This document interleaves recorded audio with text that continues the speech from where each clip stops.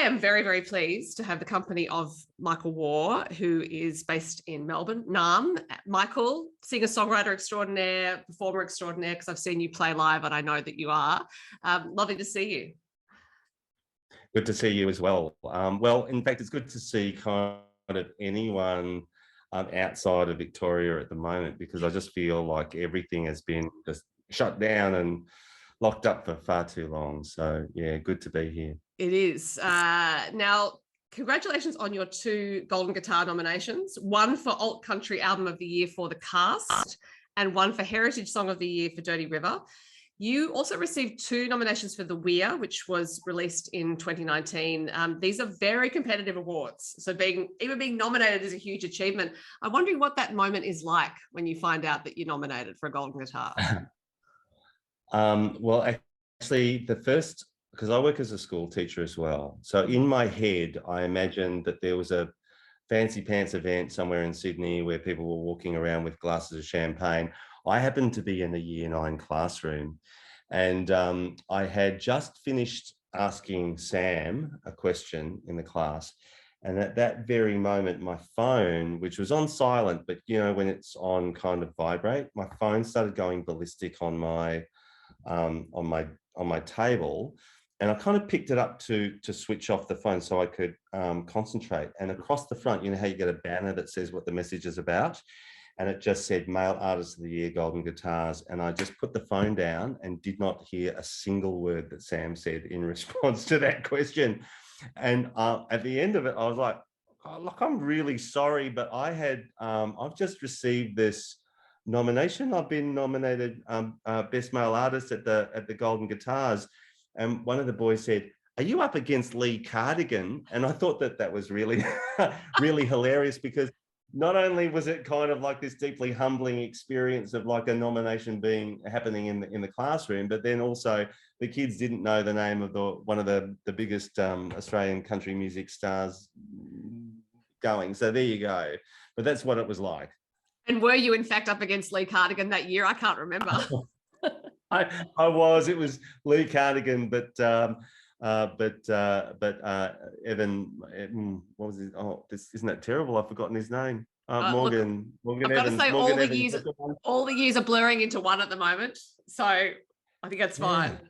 Yeah, that's right. And look, you know, I have been nominated this year, and I'm in the category with the Wolf Brothers and Troy Cassar-Daley, and in another category with Shane Nicholson and Troy Cassar-Daley. I'm like, there's no, like, I've already won in my mind. There's no, and I will be there at the awards to clap very, very loudly as one of those guys or one of the other wonderful nominees gets it. But yeah, as you say, like, it's a very competitive award.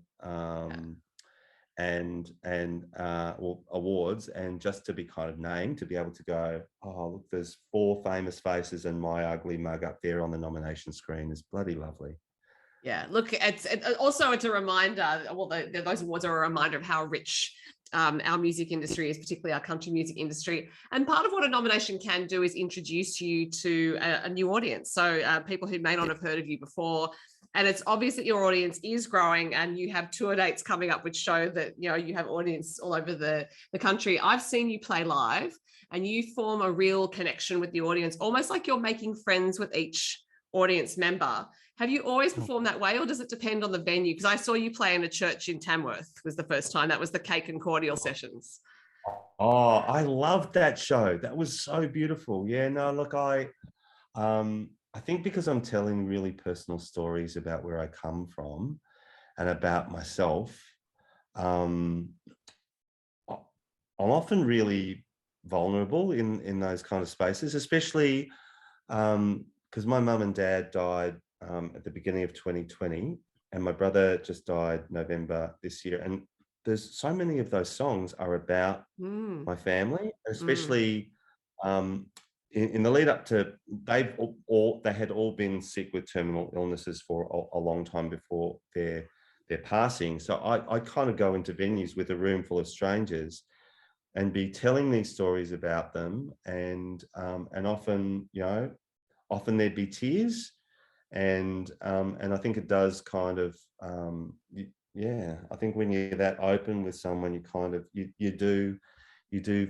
forge connections. And for me also, it's that beautiful thing that happens after something like that, where someone goes, oh, you know that song about your brother, that reminds me of this part of my life. And so it's not just a monologue, it becomes a conversation with someone about these are the parts of me that I saw reflected in your work. Yeah. And yeah, that's beautiful. And that's what I've really missed in this, since releasing the cast, which I think has some of the most personal music that I've made. There's been no kind of ability to stand in a room and see where those songs land. I don't know how other people are kind of connecting with them. So I'm really looking forward to that, getting out there and being able to do it. Yeah. Yeah, I think also the way you perform and the songs that you perform give your audience permission perhaps to access parts of themselves, parts of their memories, parts of their hearts that they may, well, they know that they're there, right? But they don't access them every day because it's quite challenging. It's quite to be vulnerable to not, in this society, in any society, I think it is really difficult to be open. But I imagine in your shows, part of that connection with the audience is people revealing that, but also part of your role as an artist is to give them that permission. Yeah, I love that you see it that way, because I mean, often, I love that men and women connect with the stories, but there's particular, like, often I'll see in the front row or somewhere in the audience, there'll be a man that you kind of go, traditionally that person would not be kind of having an open showing of emotions like that, just kind of really openly crying. And often those men will come up afterwards and go, I don't usually cry, but there was something about when you were telling that story that just reminded me of my dad or my brother, and I'm thank you. And that's yeah, it is. But the other thing is, Sophie, like, it's not just about me giving them permission. They've given themselves permission to kind of open up their ears and their hearts to that. There's lots of people who listen to music and all they hear is the melody or the rhythm. But I think for those people who kind of really kind of let themselves be drawn into the words, that's a beautiful thing. But it takes a special human to be able to do that. Yeah. Well, I think we have been talking about connection, and part of why that process, I think, happens with your audience is because initially when you're writing a song, it's clear that you connect either with the subject of the song, who's a person, or a place, or a time. Yeah. So I'm wondering, when you start to write a song, if you actually begin with that point of connection and think, I'm going to write a song about this point in my life or this particular place or this particular person, and go from there, or do you actually like start with a lot and have to move back in, if that makes sense? Yeah, good question. Because my stories or my songs usually are about place or person, people, or a time, or a confluence of all of them. But I think usually the sensation that I had when I was younger was there was like a broken radio in my head, and I just had different music playing all the time. And it took me a long time to work out that it wasn't somebody else's songs, it was mine. Right. And I kind of have those moments sometimes, like when I'm out for a walk or riding a bike, or walking between classes or whatever, where there's something that kind of comes into my head, which is like a particular phrase or melody or both that kind of land at the same time. Like, there's a dirty river running through my heart was one of those moments. I was walking from my classroom to a meeting with the principal, and like I was literally waiting outside the principal's office. I had to sing into my iPhone, "There's a dirty river running through our hearts," and then go into the meeting with the principal. I call that, I've referred to that before as being like the soul of the song. Like, you have this moment, which is the perfect kind of encapsulation of something. And then it's a bit like, when there's a conversation happening in another room and you can hear the sound, but you have to really listen carefully to hear the words. Sometimes you won't be able to hear the words at all. And that's what the rest of the songwriting is like. It's like trying to, you've got the soul of the song, and it's about trying to listen really carefully to what the rest of the story should be about.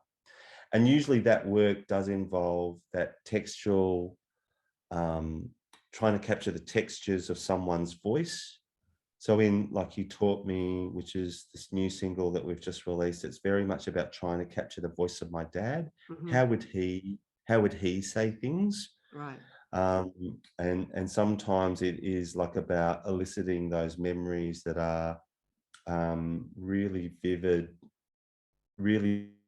memories that kind of live large in my head, that kind of speak to whatever the soul of that song is. I don't know that that makes any sense to anyone except for me, Sophie, but that's kind of what it's like. It makes a lot of sense, and I always love hearing about the process, because it's so interesting how every artist comes, or every songwriter comes to their creative process. And I'm really interested in what you said about the broken radio in your head when you were younger, and realizing that those were your songs. So at that point, did you think these ideas just arrive? Like, they're not being generated out of my ego. I'm not forcing them out of like some kind of cortex in my brain. These are ideas that are coming to me, and what I really need to do is give them permission, basically, to use that phrase again, give them permission to come through. Yeah, I really do believe that. Like, I don't think I'm more skilled. I'm certainly, like, I've played with guitarists and musicians who are very, very skilled and work very, very hard at that. I don't think what I do, I think I just have had permission to be able to channel stuff from somewhere else. I don't know where it comes from, but it doesn't feel like it belongs to me. When those snatches of melody and words come into my head, they don't feel like they belong to me. And it's sometimes about getting out of their way to do it. And sometimes that's a quick process. Like when I wrote Hey Feel Girl, that was like, it was literally half an hour. And I was crying the whole time I was writing it, because I couldn't believe that this thing had kind of landed in my head, like that I was able to let this thing come through me. And then there's other songs like Warrigal Police from the last record, which is a story song that took a really long time to, like, I took 2 years to write it, because I had the soul of the song kind of landed, and then I kept on coming back to it and it didn't feel authentic, and I'd have to walk away and come back to it at different times when the time is right. So, but often too, it's a time and place thing. Like if I'm invested in working with on an arts project with kids at school, like I don't have space to be able to really work on my own stuff.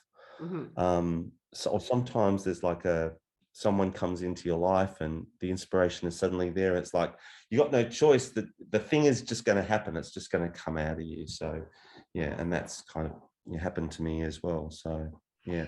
It makes sense to me about Warrigal Police, because that's a song that's actually about a long, painful relationship, like a father realizing what a son is like over years. So I think it makes sense that it had a painful or slow gestation. Yeah, definitely. But it was also like, it was kind of an act of empathy, because I have a son, and my son probably might have experienced some of those things talked about in that song, but he's still with us. But it was a moment, like Warrigal Police was a song that I was literally driving, it was around Warrigal, because the freeway goes around that town now. And I had this news report about a car accident where a young person had died. And I imagined what that moment must have been like when the police arrived at the door. What would that moment have been like if I'd been that dad? So it was kind of about trying to imagine that morning and what that person was experiencing on that day. So yeah, it was a really, I wanted to get it right. So that's why it took so long. It was more, it was more about just go slow, because you've only got so many words. I mean, my songs tend to be very wordy, so do my interviews. But it's but you've only, within 3 or 4, or I think I've got a couple of 5-minute songs.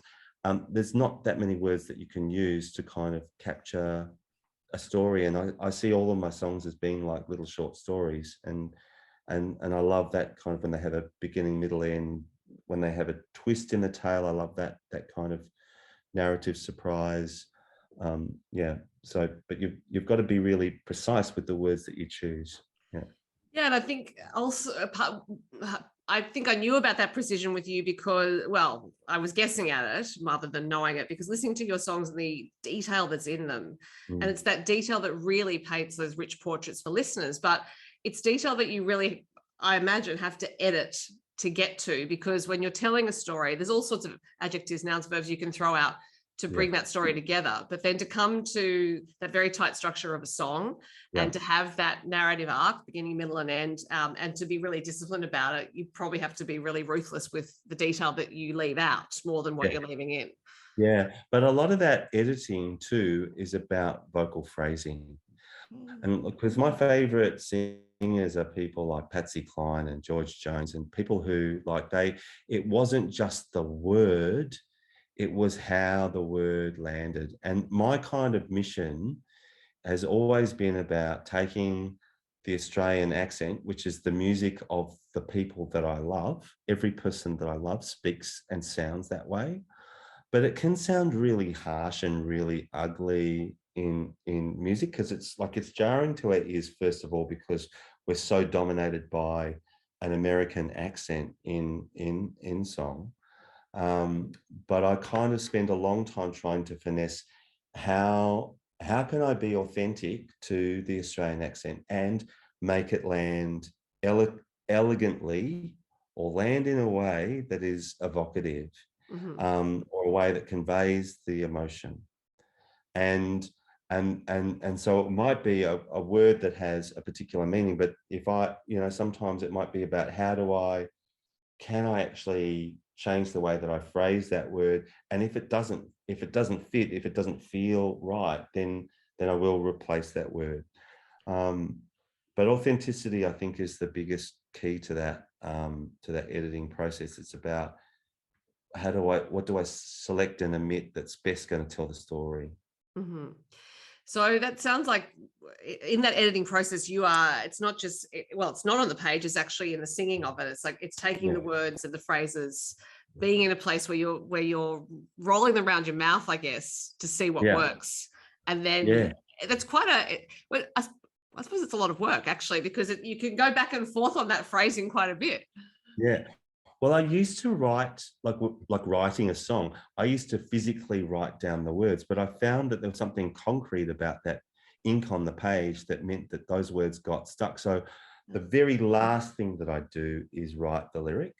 And that's really just about trying to, and there's another slight editing that happens through there where I can see the words visually on a page and go, oh, right, okay. What if I replace that word? So there's even more editing that happens there, but that's the very last thing that I do. Whereas it used to be the first thing. I'd kind of sing a line and then write it down in case I forgot it. It's like, well, if I forgot it, it wasn't worth remembering. So, yeah. And I think that's hard for a lot of artists to learn, actually, whether you're a writer or a writer of prose, or a songwriter, or a poet, or whatever, is knowing that it's and having a commitment to that, which is let it go. Like, I'm going to remember it if it's worthwhile remembering, but I guess there's a temptation to think every word's precious, right? So right, yeah. There's a part of you that I think wants to. Yeah, there was an author that talked about killing their darlings. It was a way of just you just got to like, rather than you can't be too precious about any of this stuff, because like that's the ego part of you getting in, and it's about, like I said, more about how do I tell this story authentically, how do I ensure that musically it those, yeah, that phrasing stuff is kind of lands. Yeah. And then it's a bit like, it is a bit like jelly in the fridge. Like you can tilt it sideways and it can set awkwardly. And my process with Shane Nicholson, who's produced my work as well, is that there is another evolution of that song that happens. There's that whole second verse of Dark, which was the fourth single from the album. We rewrote that entire last second chorus and second half of the second verse in the studio, because it was just not, it was still still hadn't set properly. So yeah. Right. I think with some of the songs on the cast, another theme I noticed coming through was actually protectiveness towards the people you love. And I know you've said there were songs about your parents, about your brother, and I'm wondering if you see creating music as a way of protecting the people you love, if their songs are about them, almost like you're weaving a spell around them. I love that. I love that observation, Sophie, because well, first of all, like Shane's really good at helping me not to take myself too seriously through the production process. And he's often used the phrase, "You're not curing cancer here," which is true.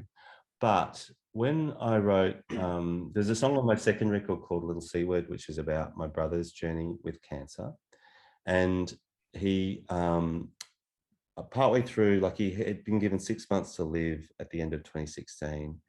And in January so he'd been diagnosed in September. In the January, just after it, I gave him a recording of that song. And he didn't respond for about 10 days. And I thought, oh God, he's really offended by this song. And then he called me up and he goes, "That song is my bloody anthem. 10 times a day, I listen to that bloody song. I love it." And I said, "Well, do I have your permission to put it on the record?" He said yes.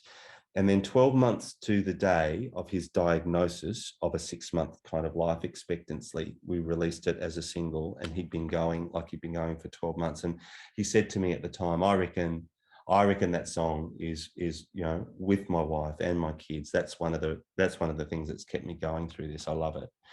So yeah, look, songs don't cure cancer. They don't. But they kind of were certainly important to those people. My mum used to refer to herself as the hayfield girl, and like there was kind of there's a lot of kind of them feeling proud that their story was being told, and me feeling very honoured to be able to tell their story.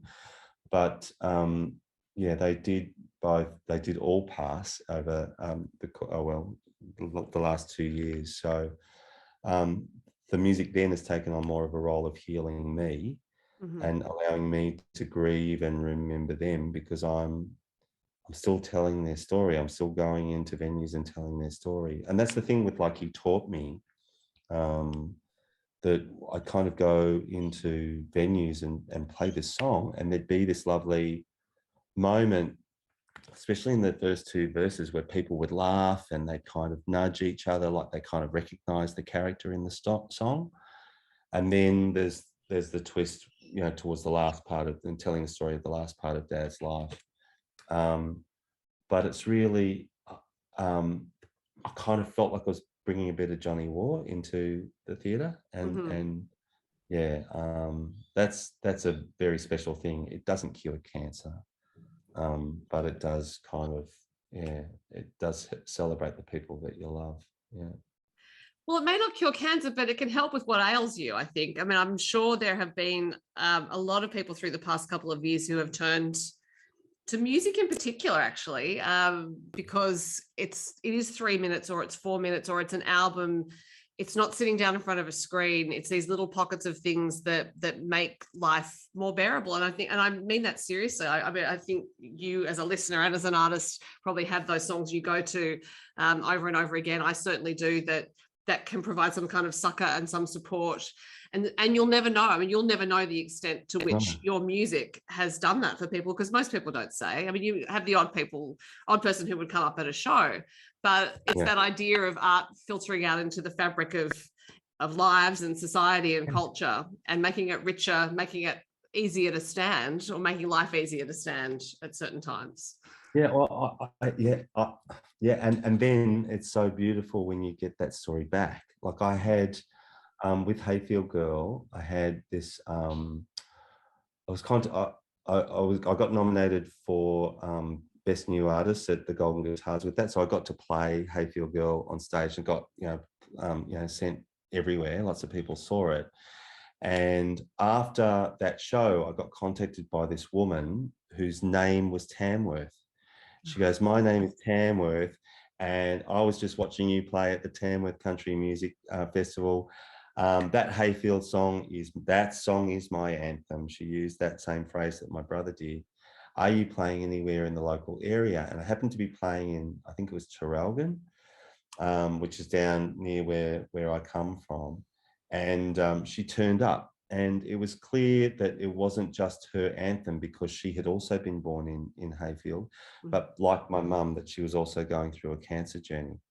And she gave me this big hug and said, "You don't know how much that song has helped me." And in about October, so there was like about March, I met her. In October that year, I was contacted by her husband, Ian, to say that Tamworth had passed away. And was I playing anywhere in Tamworth? And I was doing a show at the DAG with Felicity Urquhart hosting the Saturday Night Country House Concert. Mm-hmm. The show was sold out, but Johnny Kay, who's the venue manager there, arranged for a ticket for Ian and Tamworth's son. They drove from Toongabbie to Nundle, which is a 1600k drive. And they came into this crowded sort of space, and they sat down, and I was like, it was like a round robin thing because it was a house concert, and I came on to do my bit. Started singing Hayfield Girl, and Ian stood up in the middle of the room and put his hand on his heart, and through the whole song, and no one else in the venue knew what was going on except for Felicity, because I told her about Tamworth, and Felicity's crying, and I'm like trying to get through this bloody song. And Ian, at the end of the day, he said, like, it was like coming to church. And he gave me this big hug. And then he and his son got back in their car and drove 1,600 kilometres back to Toongabbie. And I was like, this song that helped this person at this time, and then became the focal point for this pilgrimage that they did to celebrate her, was just magical. Like I know that the song has been, on some of my songs have been played at people's funerals. It blows my mind, but that one little story, which is like just one opportunity that I had to have real insight into someone's.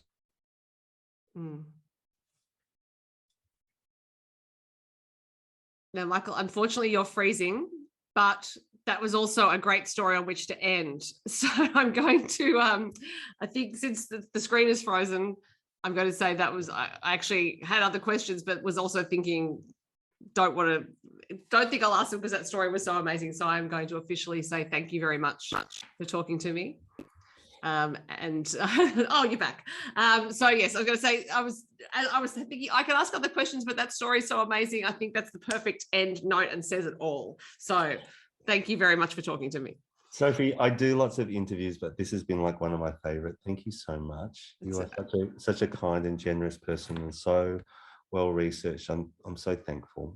Well, thank you for spending your time with me. No worries. Take care. Bye.